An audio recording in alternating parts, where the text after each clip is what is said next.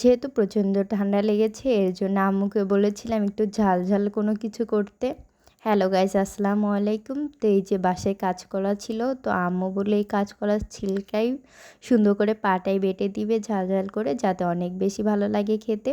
এই যে কলার খোসাগুলোকে ছড়িয়ে সুন্দর করে ছোট ছোট পিস করে কেটে এখানে চুলার উপর বসিয়ে দিয়েছে, কারণ কাঁচকলাতে অনেক বেশি কষ থাকে, সেটাই এখান থেকে বের হয়ে যাবে। এর পাশাপাশি অনেকখানি পরিমাণে রসুন ছুলে নিয়েছে, কারণ এর মধ্যে দিয়ে সুন্দর করে এগুলা বেটে নিবে।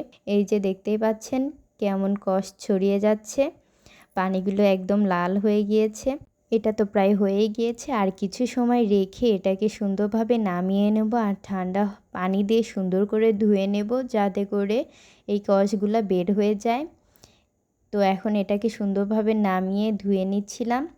ধুয়ে এর মধ্যে পেঁয়াজ, কেটে রাখা সেই রসুন আর মরিচ দিয়ে সুন্দরভাবে নেড়ে চেড়ে নিচ্ছিলাম। হালকা একটু তেলও দিয়ে দিয়েছি এর মধ্যে।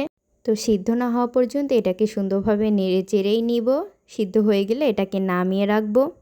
এর পাশাপাশি কালো জিরাটাও আলাদাভাবে ভেজে নিচ্ছিল, যাতে বাটতে সুবিধা হয়, কারণ এটা অনেক ছোট ছোট থাকার কারণে কলার খোসার সঙ্গে বাটতে গেলে দেখা যাবে এগুলা মিহি হবে না। তো এই যে সবগুলোকে একদম নিয়ে পাটা গাছে চলে গিয়েছে। আম্মু এখানে বাটছিল আর আমি ভিডিও করছিলাম।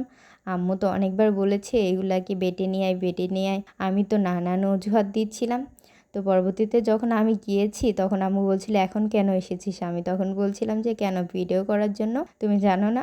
তো এই যে বাটাবাটি শেষ হওয়ার পরে আমি ভর্তাটা নিয়ে চলে আসছিলাম। তো আপনাদেরও কার কার এই ভর্তা দিয়ে ভাত খেতে ভালো লাগে অবশ্যই জানাবেন। আমার তো অনেক বেশি ভালো লাগে, আমি তো নিয়ে এসে অমনেই খেতে বসে গেছি। তো আজকে ভিডিওটা এতটুকুই, সবাই ভালো থাকবেন, আল্লাহ হাফেজ।